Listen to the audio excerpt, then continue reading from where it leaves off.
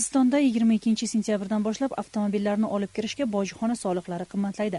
Iqtisod ministrligi taklif qilgan hisoblashlarga qaraganda, boj soliqlari bu oyda $200 ko'payishi kutilmoqda.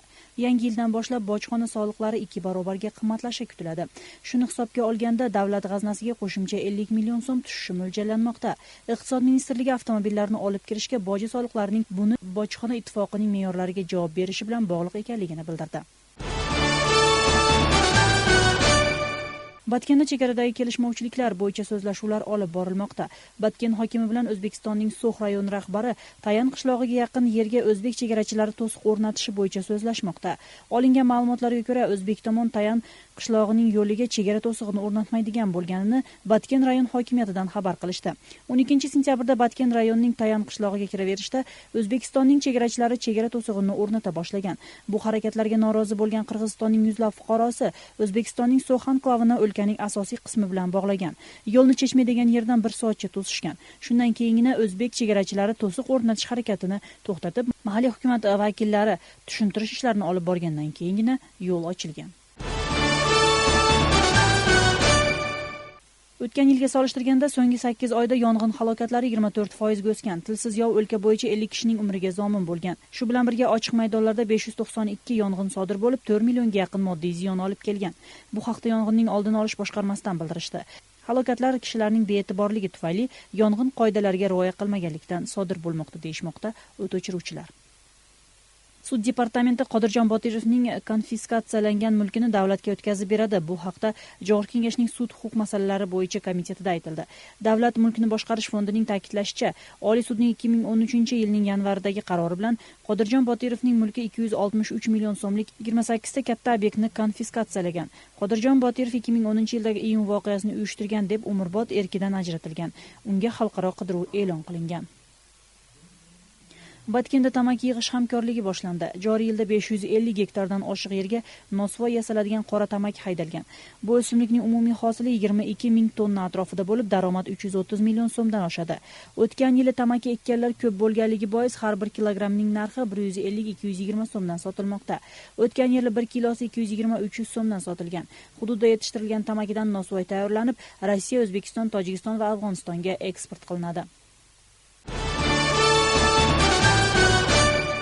Batkenda tamaki yig'ish hamkorligi boshlandi. Joriy yilda 550 gektardan oshiq yerga nosvoy yasaladigan qora tamaki haydalgan. Bu o'simlikning umumiy hosili 22 ming tonna atrofida bo'lib, daromad 330 million so'mdan oshadi. O'tgan yili tamaki ekkanlar ko'p bo'lganligi bois har 1 kilogramning narxi 150-220 so'mdan sotilmoqda.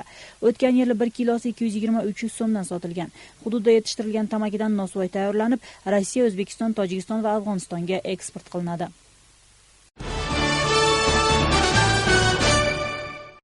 18-sentyabrdan 25-sentyabrgacha Issiqko'l oblasining To'ng rayonida 7 kun tun tinimsiz manas aytiladi. Bu kabi tadbirlar buyuk manaschi Sayaqbay Qaralayevning 120 yilligi munosabati bilan uyushtirilgan. Xalqning madaniy ruhoniy boyligini ko'tarish maqsadida o'tayotgan marosimga 7 ta bo'z uy tikilib, manas aytuvchilar navbati bilan kelganlarga manas aytadi.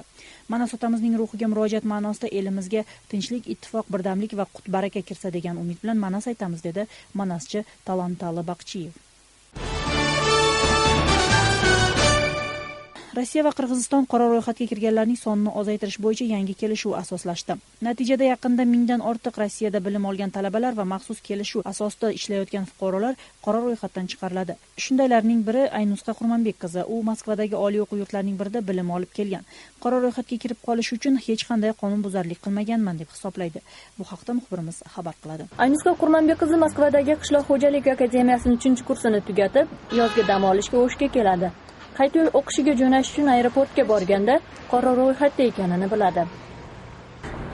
Qara tizmega men tushib qolganimda o'zimdagi taң qalib chatam. Nega tushib qolganimni o'zimdagi bilmayman. Narушение деле qilgan emasman. Bir narsasini dokumentimda эле бардыгы туура эле болчу, жакшынакай эле болчу, идеально bilmayman qanday tushib qolgan. Yil boshidan beri migratsiya ishlari bo'yicha boshqarmalikdan O'shning 13,5 ming yashovchisi qora ro'yxatda bor yo'qligini bilish maqsadida tekshiruvdan o'tgan. Undan 3,5 ming nafari qora ro'yxatda bor ekani aniqlangan. Bu degani tekshiruvda o'tgan har 4-odamning bittasi bu ro'yxatda o'zlarining ismi sharifini uchratishmoqda. Bu ro'yxatga kirgan talabalar esa Mehnat, migratsiya hamda yoshlar ministrligiga yordam so'rab murojaat qilishgan.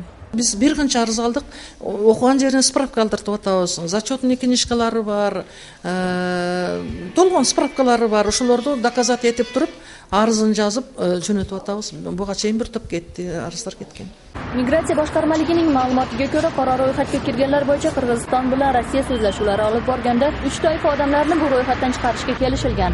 Bular oilalilarning ayoli yoki kuyovi Rossiya Federatsiyasining fuqarosi bo'lsa, Rossiyada ta'lim olayotgan talabalar hamda shartnoma asosida ishlayotgan migrantlardir. Migratsiya ministrligi matbuot kotibining so'zlariga ko'ra, Aymusta hozir qora tizmadan chiqish uchun ministrlikning hududiy bo'limiga ariza bilan murojaat qilishi kerak.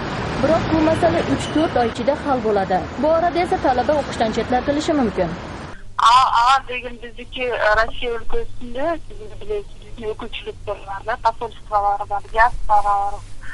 O'sha orqali ishlar yurgizib chiqadi. Hozirgi vaqtda 40 ming nafar Qirg'iziston fuqarosi bu ro'yxatga kirgan bo'lsa, yaqin kunlarda bundan 1036 nafari chiqarildi. Yana 18 ming nafar fuqaroni chiqarish bo'yicha so'zlashuvlar olib borilmoqda. Ta'kidlab o'tsak, rasmiy ma'lumotlarga ko'ra Rossiyada 500 ming nafar Qirg'iziston fuqarosi bor. Norasmiy ma'lumotlarda esa bu son 1 milliondan ortishi aytilib kelinadi. Hilola Ashurova, Azam Buzrukov, Intimaq.